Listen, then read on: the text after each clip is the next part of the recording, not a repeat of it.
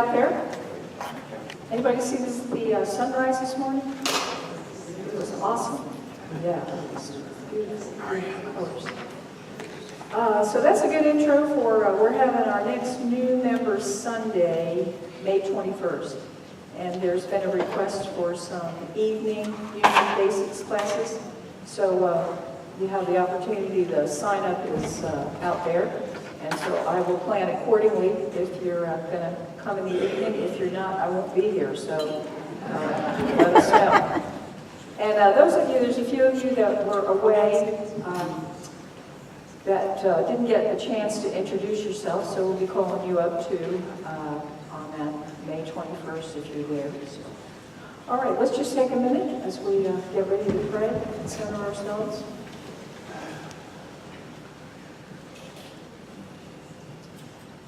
So, Great Spirit, we give thanks. We give thanks for this gathering. We give thanks for the joy and the enthusiasm in our sanctuary. We give thanks for our fabulous keyboardist who is also our soloist today, so we get to hear beautiful music. And we give thanks for everybody that volunteers in this organization that really holds it together. And we give thanks for the peace that is permeating the globe. We give thanks that all of the people are awakened spiritually, and people after this Earth Day month, this is the last day, that they are making some small resolution that they can do a little bit better job taking care of our resources and our beautiful sentient being, Mother Earth. And so we hold all the children of the world in our prayers. May all their needs be met. May they be loving, feel love, and may they have the potential to reach all their dreams. And for all the teachings of Jesus the Christ and for our stamina to walk in truth, we say thank you, God. Amen. I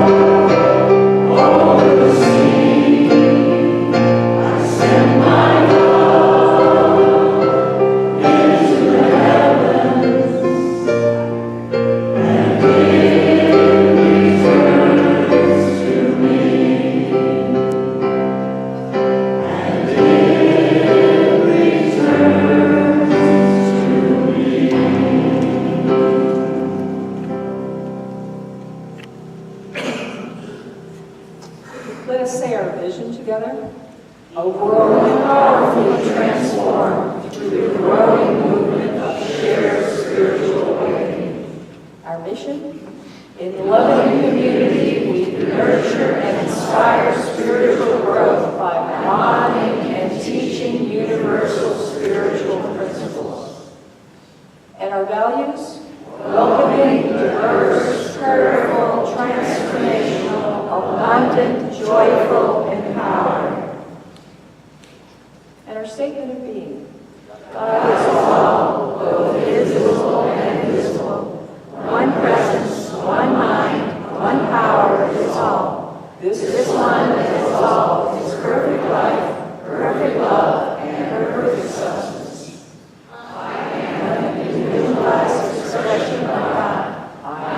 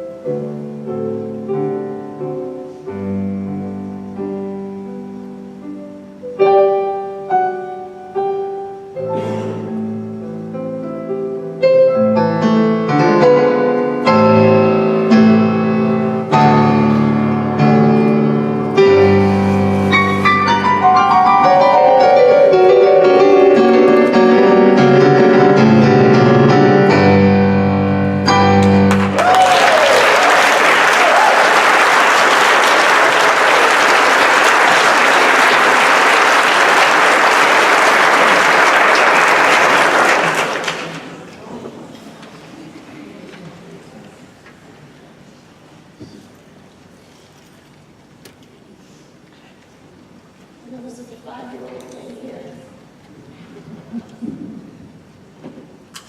Thank you very much. Guess I'm still 5. I haven't graduated till 6 years of age where I can afford one of those yet. Aren't we blessed?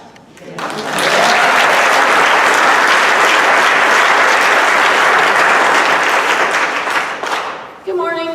Good morning. My name is Susan Parcel Arbogast, and I am so pleased to welcome you to the Unity Spiritual Center this morning. Thank you for being here today. We know that the Unity Spiritual Center is our spiritual home where we know, love, and serve God through our Sunday celebrations, our prayer and meditation, and of course you, our community. We so appreciate the talents of our music team.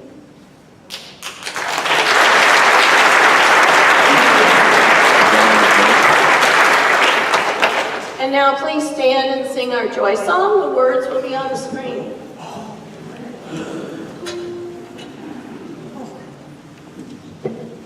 Good morning, everyone. That's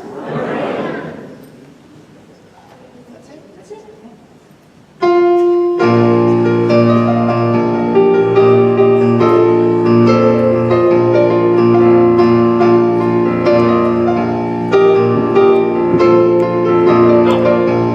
God, you are every mountain. God, you are every ocean. God, you are every canyon, every inch of earth and sky.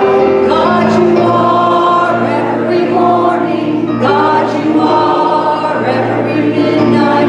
God, you are every moment, every second of my life. Everything I see, everything I do, everything I am is you. Everything above, everything below, everything I know is you.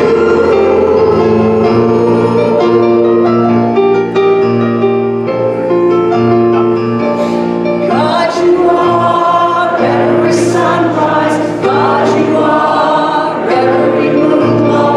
God, you are every starshine, every inch of earth and sky.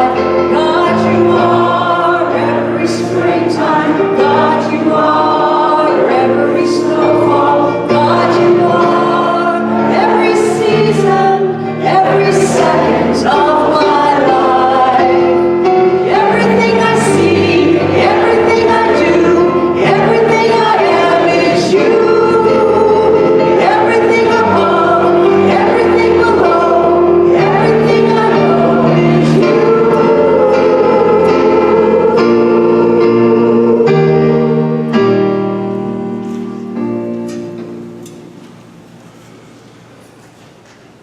If this is your first time with us, welcome. We're glad you're here, and we appreciate you wearing a name tag like you see that we all do so that we can get to know you on a first name basis. If you would like to receive a guest packet and have not received one yet, please stop by our visitor center desk right through our sanctuary doors on the left-hand side. Our Welcome Center volunteers will be happy to answer any questions that you may have about our church or about Unity. We know you're never alone on the road of life, and we know you're never alone here at Unity Spiritual Center. So it's time for our vitamin H, hugs and handshakes. Oh, there we are. For you guys that are fairly new, please keep in mind that we are a hugging community. So if you don't feel comfortable receiving a hug, just hold out your hand and you'll receive a welcoming handshake. After a couple minutes, the maestro will play a little ditty and I'll ring the bell, and that's your signal to return to your seats. Go. Wow, it was only a 2-bell day. Good job. You know, there's always more time to greet each other in our community room after service, which is basically just right through those doors. Today is the 5th Sunday of the month, so that means that it's question and answers. When you arrived, you were given kind of an orangish sheet of, or a yellowish sheet of paper. If you have any questions that you would like to pose to Marge or Norm, please write your question. Those papers will be collected. If you need some paper or pen, just raise your hand, and we've got some ushers in the back that will be happy to get you one. And now Jerry Latham, who is our community outreach coordinator, will make an announcement, and then Denny Ralston, one of our prayer chaplains, will read the daily word, the spiritual power of the month, and bless our prayer box. Jerry? Thank you, Susan. Before I get started, I'd like to have all the members of the outreach team please stand up. Look around.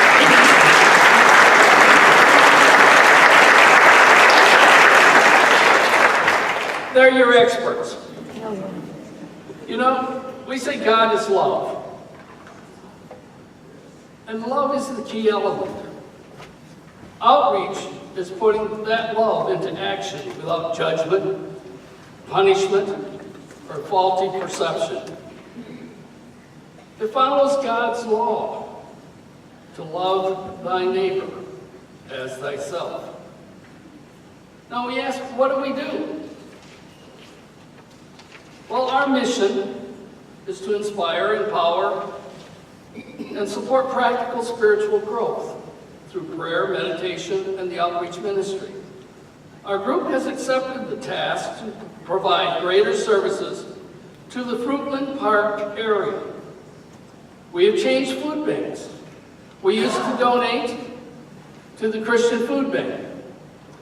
The Christian Food Bank doesn't serve Fruitland Park, but the Leesburg Food Bank does.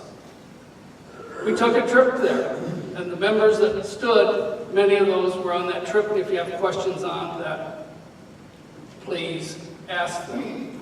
Also on May 7th, we're going to have a representative from the Leesburg Food Bank here to talk about the food bank and their services. Please plan on attending at 11:45. We also worked with the Leesburg Food Bank, the Bless Fruitland Park, and we plan on collaborating with the Community United Methodist Church, their mission projects, and also the Boys and Girls Club, United Way, and the Lake County Services for Youth and Adults. Now you say, why? Let me give you a couple facts. 40% of the residents of Fruitland Park are at the poverty level or below. Our elementary school, 85% of the school, 85% receive free lunches. What does this mean? Well, I told you about we changed our food thing. One of the things we're also planning is we're going to have a food drop sometime this year right here at Unity. The food bank is going to bring 22 pallets of food, and we're going to give it away. We're going to provide back-to-school programs.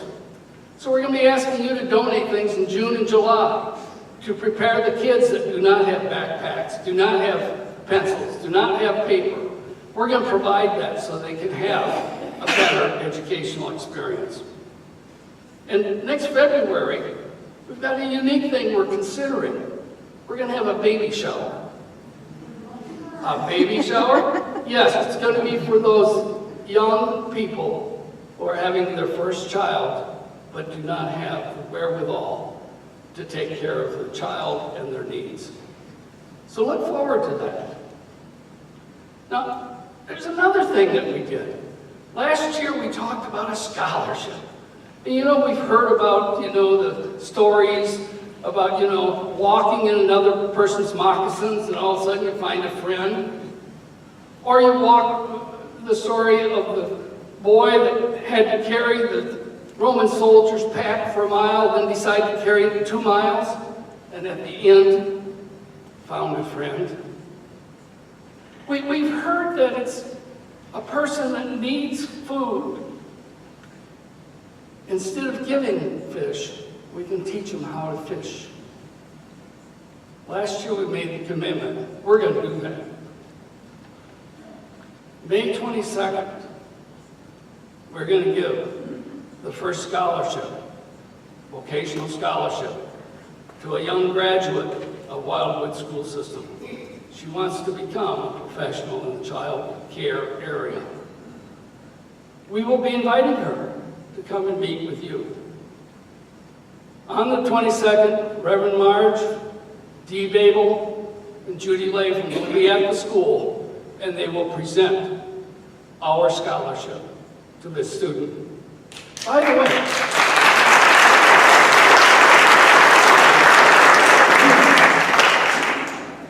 academically, she's 17th out of 70 in the school. So we're supporting someone because we want to change their lives. How do we support it? Well, this Friday at 4 to 6 o'clock, we're going to have our second spaghetti dinner. And the proceeds of that go and help pay for this scholarship. I will be in the community room following this. Come, buy a ticket, give a donation. Help us fully fund this scholarship, and we're also going to fund another one next year. Thank you.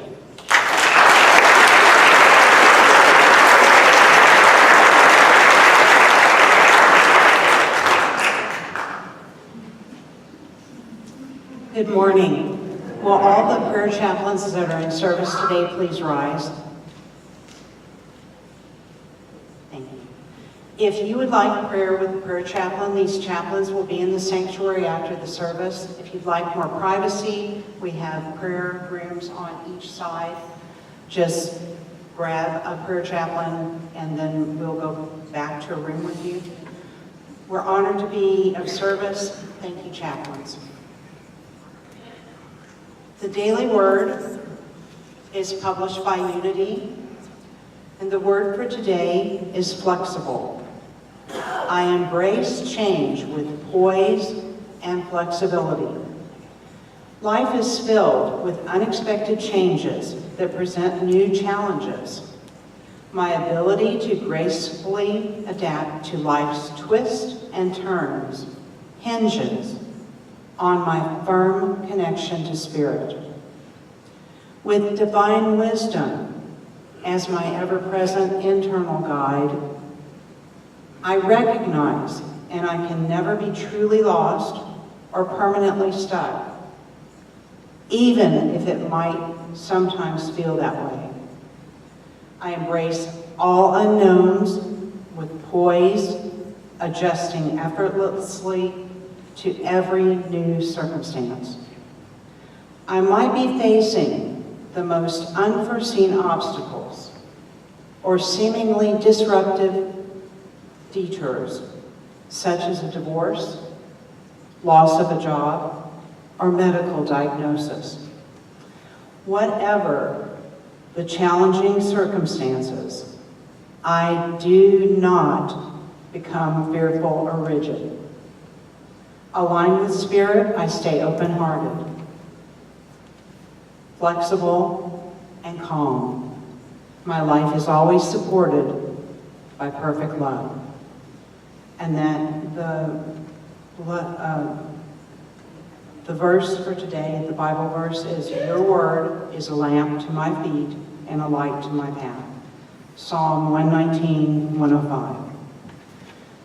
The spiritual power for the month. I'm sorry. Let's say the affirmation together. I embrace change with poise and flexibility. Spiritual power of the month for April is will. The corresponding color is silver.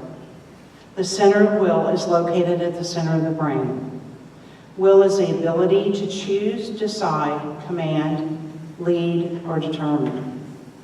Will is represented by Martha of Bethany and Matthew, the tax collector. Please join me in saying the affirmation.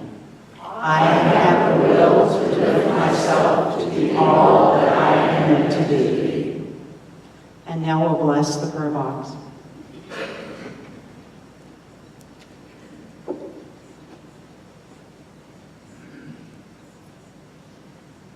We are grateful to be able to come together to pray for all the names that are in this prayer box and all the folks who put the names in the prayer box. We know that when we pray together, we raise consciousness.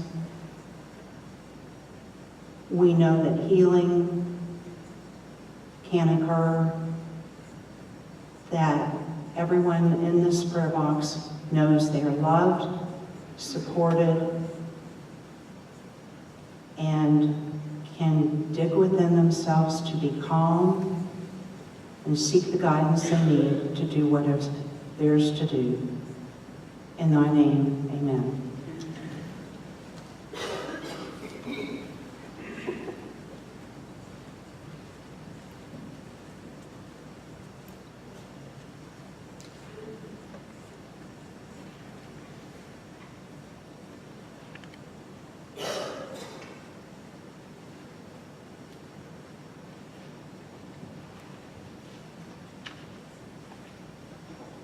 Good morning. Good morning. This moment of truth has been floating around in my mind since November. The week of Thanksgiving, Marcia and I were fortunate enough to spend a week at Daytona Beach, on the beach. And the Sunday before we left, Reverend Marge's message was on illumination, which is the power of the month for November. And while I was sitting there listening, I started thinking about how I hold on to things, how I don't let go, harbor things, just am kind of reluctant in elimination in letting go of those things. So we went to the beach, and that Tuesday we were sitting on the beach, and I still wasn't in vacation mode. I still wasn't feeling like I was relaxing, because I was still holding on to things from the prior week. So I decided to meditate for a few minutes, closed my eyes, sat back, relaxed. And when I opened my eyes, Spirit showed up. There was an osprey, and I love water birds. So there was an osprey that was right in front of me, just hovering over the water, looking for its next meal. And to my surprise, it dove into the water to get something. And it came up empty. If that would have been me, I would have got upset, aggravated, and probably held on to it for a long, long time. The osprey came up about 5 feet off of the water and shook itself to get the water off. Went back up another 20 feet and started hovering again. I looked at that and thought, thank you, Spirit. That's what illumination is. Shake it off, let it go, move on. Thank you.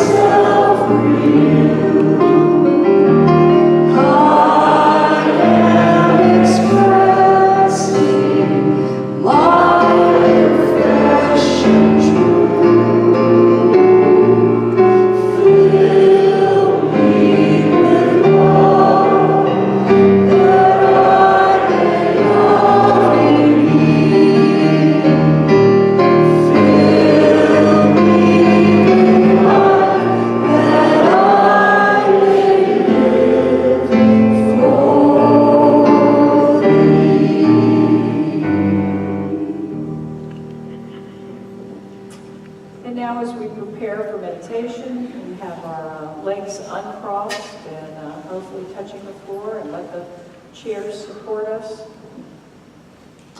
And it is a really good practice to stretch your lungs and really take in those big, deep belly breaths. Because as soon as you really practice and train your body to take in those three-part breaths, you just need one or two of those to really start relaxing and tuning in.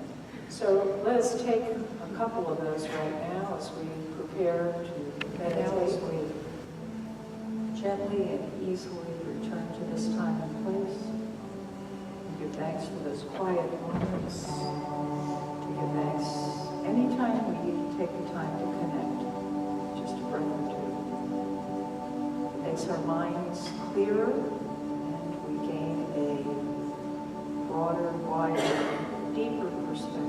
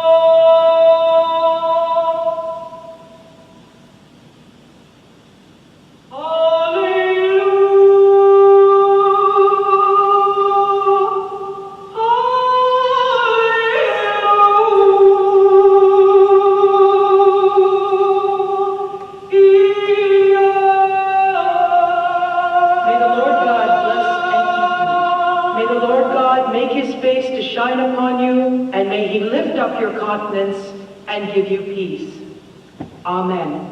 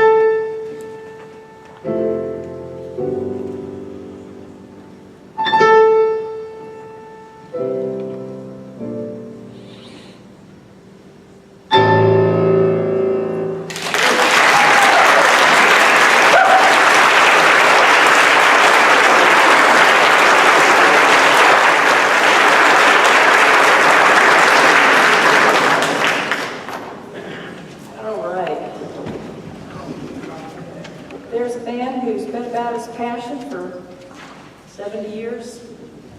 I don't know, he keeps changing the dates on us. I want to thank some of the people who volunteered in this ministry this week. Bill Ralston, Cheryl Harris, Steve Camp, my LUT who covered for me last week, Norm Bogert, who I heard gave an excellent message wherever he is.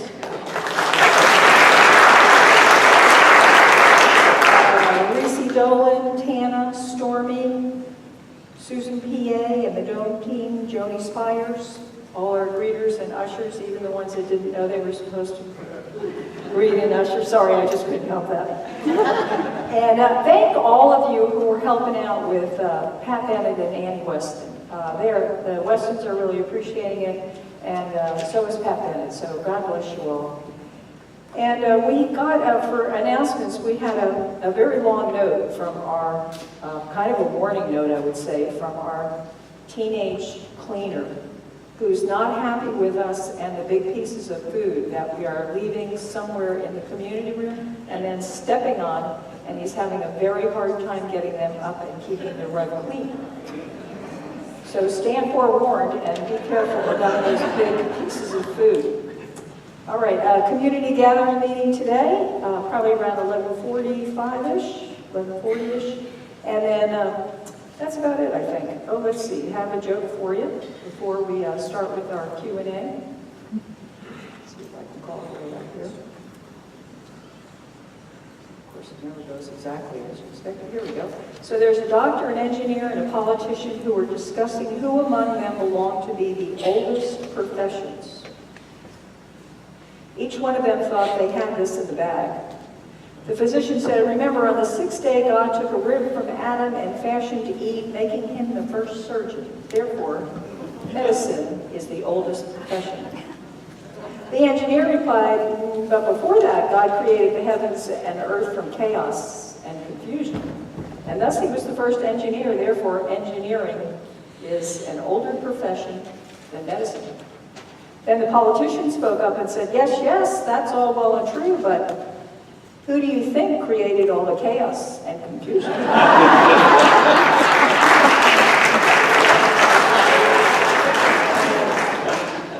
All right, do we have our questions and answers? Or we got our questions, we know that. And so this is if you're new to Unity or have just come here.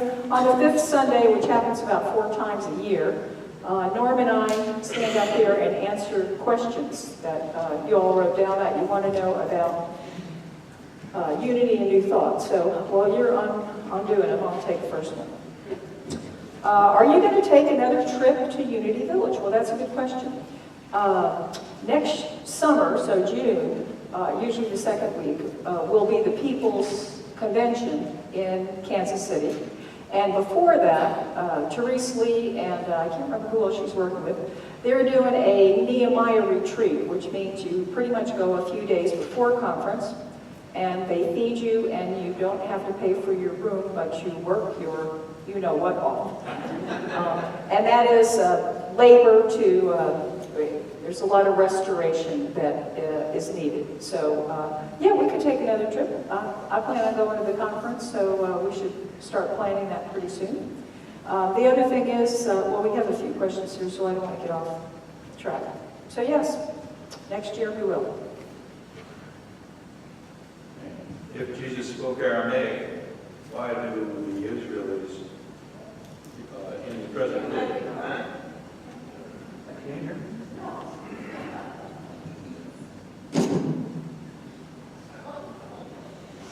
Once upon a time, a long time ago. If Jesus spoke Aramaic, why do the Israelis in the present day Israel speak Hebrew? My impression is that they decided to revive their old dead language, Hebrew. Am I under an incorrect assumption?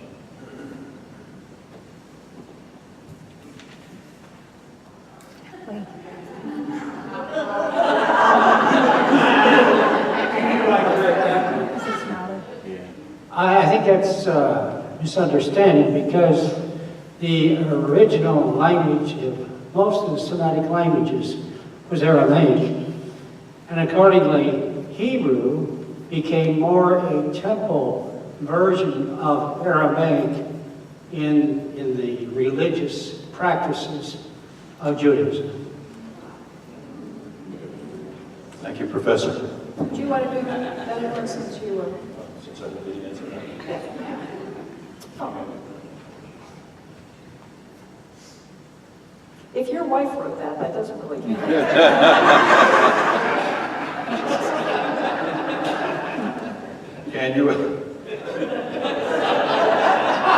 Can you elaborate on what standing in your truth means?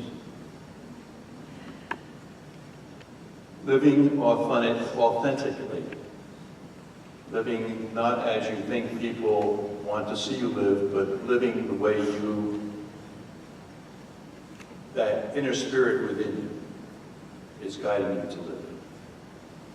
To me, that's standing in your truth. Not doing it because everybody expects you to do it, or everybody else is doing it, or you're doing it because your inner guidance is telling you that's the thing to do. Your inner guidance is telling you what to do. That's what you should listen for and how you should react if you're going to stand in your truth. How does one start a Unity church in a community that doesn't have one? Pretty much usually people pick a time during the week, make some flyers, and they pretty much start in their living room. And then when they get more people, then they go to somebody else's bigger living room or a community room. And then when they really feel like there's some people that want to take ownership and be founders of that organization, then you start the paperwork and become a affiliated organization or a study group first. That's what it is, a study group. And then Unity right now is requiring that to be a bona fide Unity church requires a Unity minister.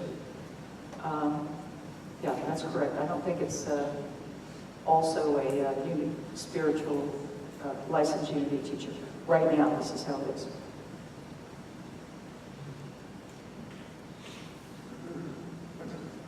Okay, I can handle this next one. Let's try to understand it.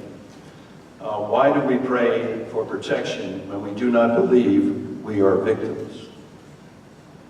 That's a good question. Why do we pray for protection when we are not victims? I pray for protection every day I drive to work because I see people on their phones. I see them drinking coffee. I see them kind of looking at the road, but not really. And so I really say that prayer for protection all the time. I don't feel like a victim, but I want to just kind of protect myself. It's like insuring, it's like buying insurance. I used to sell insurance, so it's like buying insurance. You know you don't need it, but you buy it anyhow, just in case something happens that you weren't expecting to happen.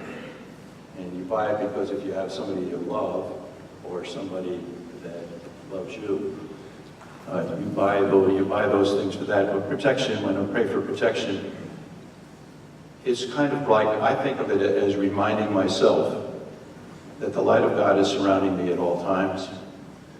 The power of God is protecting me at all times. But as Reverend Marge just pointed out, sometimes there are other people that cross your path right when you're getting to that same spot.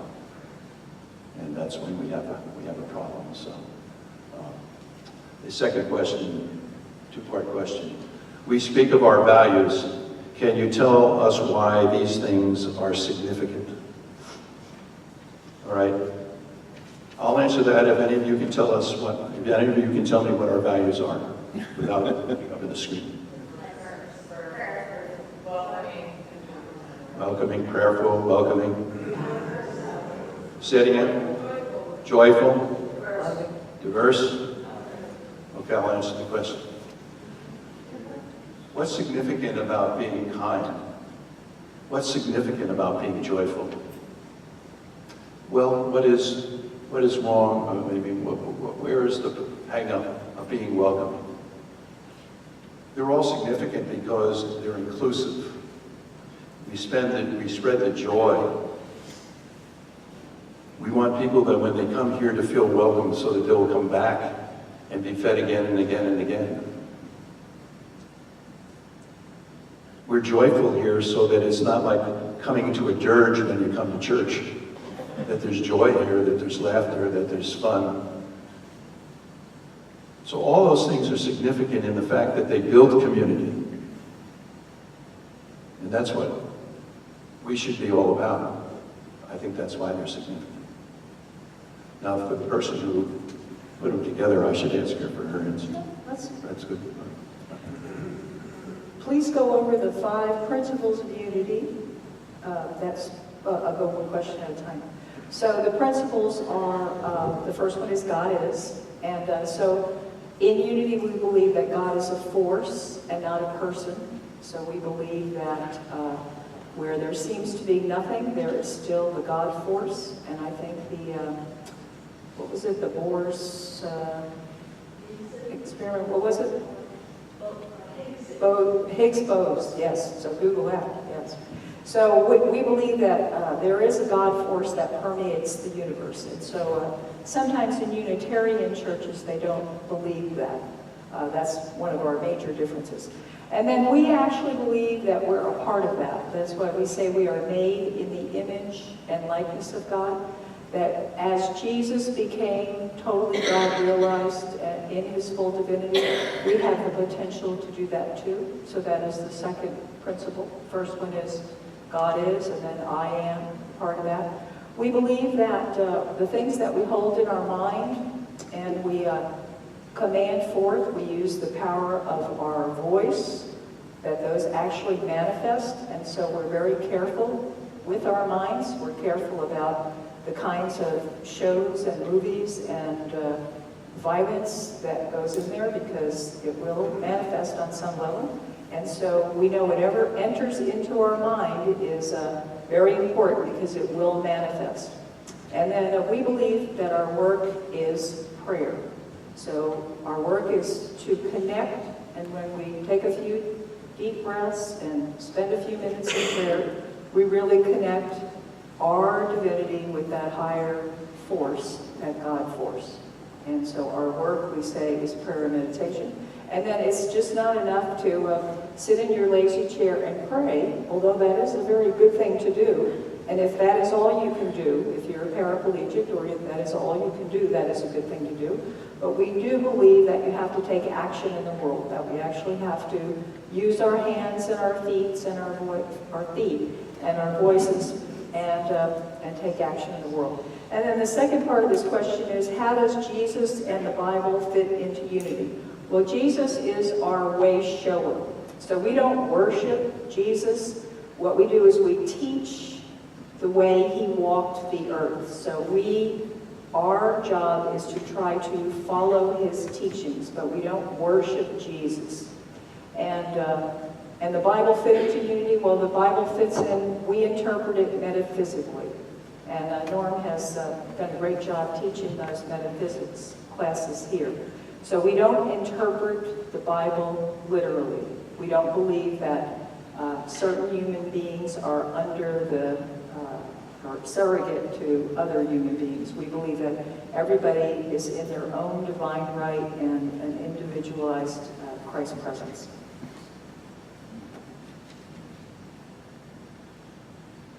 When someone transitions and their soul goes to a higher place, why do we pray for the souls of people who have passed?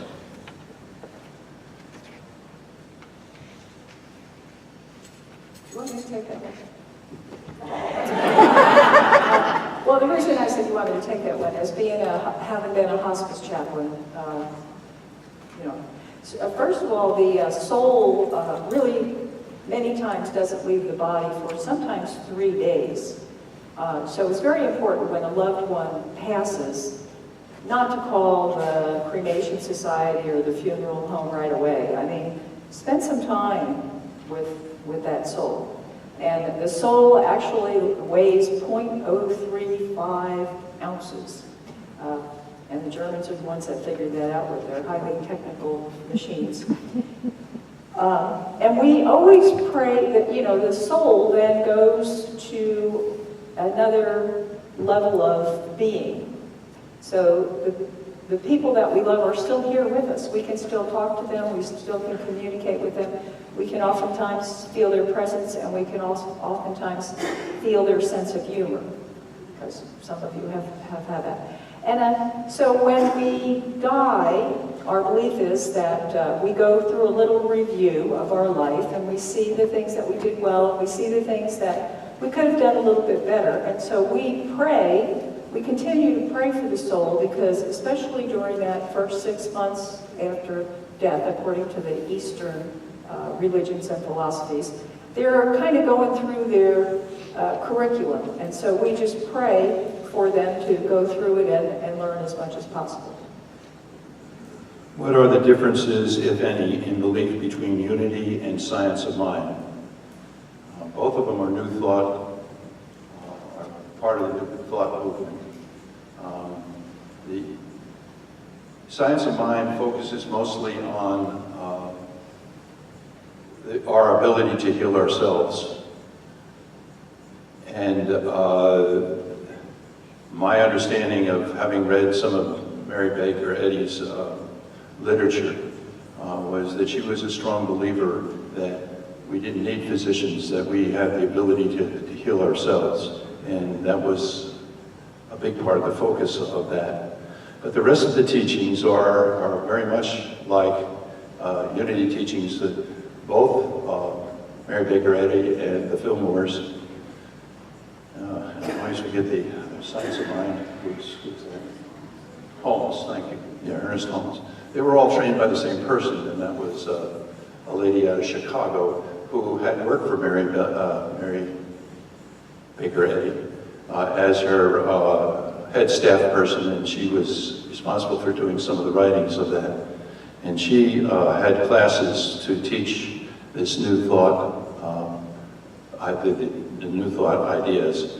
So the major New Thought religions that came out of this were all because of one lady who did. She was called the teacher of teachers, and her name is slipped my mind right now. So. Emma Curtis Hopkins, thank you very much. Emma Curtis Hopkins. Another LUT in the crowd. Yeah, we could have had you come up here. I didn't think about that. Roz is our new choir person is an LUT. Is there a connection between local Unity churches and Unity headquarters in Missouri? How is the National Unity funded? Okay, so the connection is, you may have heard me say this once before, but actually Unity churches started, and then they started together getting together regionally, and then the headquarters was begun after that, so a little bit different than many other organizations. And how we're connected is they supply us with a lot of information. They have guided churches now for over 100 years, so they have many, their website is incredible. It's anything we want, we can get it. And so that's pretty much there. I would say they're a storehouse for any resources that we need. Each church is individual in that we operate according to how we want to operate, according to the bylaws and the whoever is the spiritual director, and we're financially independent. So how is the last part of that question is how is the National Unity funded? They're funded by love offerings. So we help fund them. We send half of our 10% tithe to Unity headquarters because they spiritually support us. And they receive tithes from other organizations. And on all the money that they get in, they also tithe to other organizations. Any other burning questions? Good, you all had a lot of good questions this time. Let me just add to that, I had the pleasure of, when I was out in Union Village, meeting the people who raised large amounts of funds for instance, they just finished refurbishing the tower out there in Unity Village. And And these people go around to people that they have made friends with and ask them for donations. And the fellow was telling me that I asked him the question, I said, well, Unity people must have lots of money. And he says, no, most of our donations don't come from Unity people. And I said, well, why would anybody give us money if they're not part of the movement?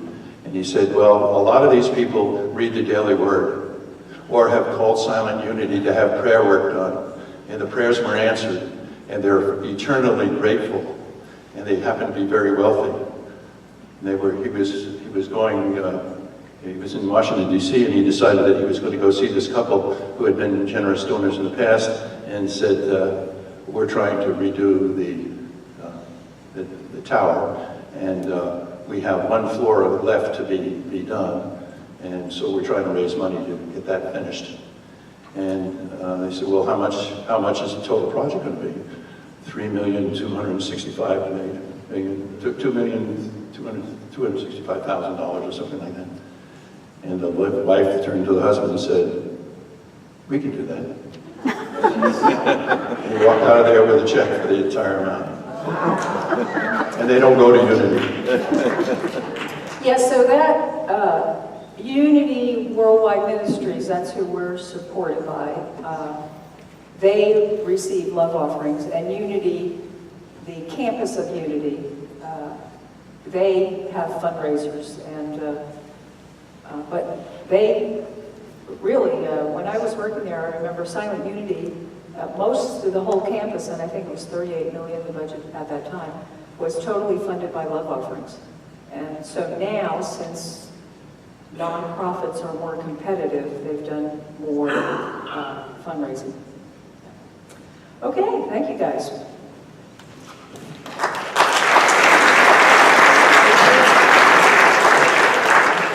Next fifth Sunday, we'll have Ross come up and join us. Yeah, I forgot about that one. All right, is there anybody here for the very first time? We want to make sure that we welcome you. Malcolm, are you here for the first time? I guess not.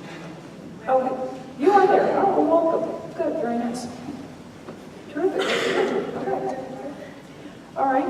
So now is the time in our service when we get to contribute to the highest force of the universe so that we can really live and actualize a united, spiritually awakened world, or a shared spiritually awakened world. So as we have our tithes in our hands, and if you're an electronic giver, you have your mental image of your check or your energy or your money, and let us affirm.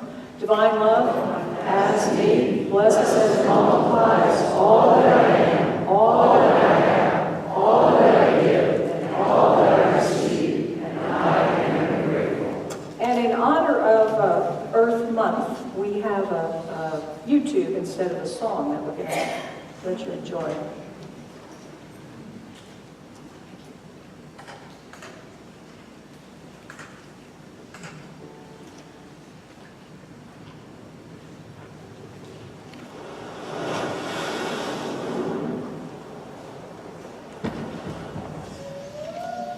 I see trees of green, red roses too. I see them bloom for me and you. And I think to myself, what a wonderful world.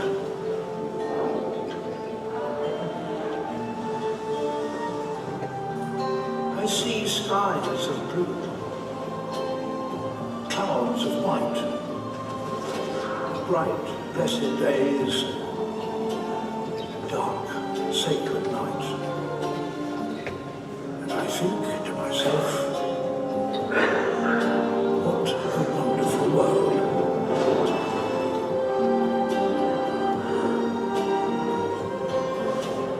The colors of a rainbow, so pretty in the sky,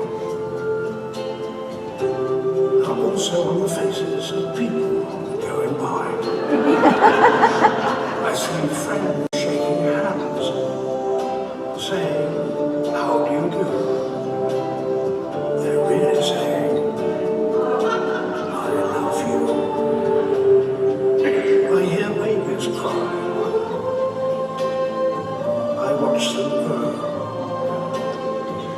they'll learn much more than I'll ever know. And I think to myself, what a wonderful world.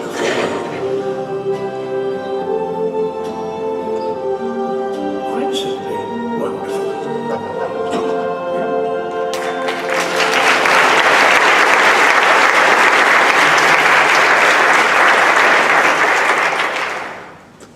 It's a beautiful video. All right, if you'll all join consciousness with me up here. We've got all our ushers.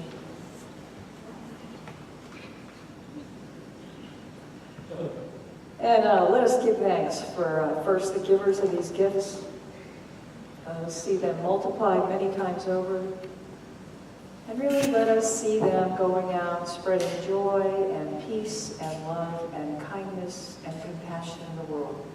And for this we give thanks in the name and in the nature of Jesus the Christ. Amen.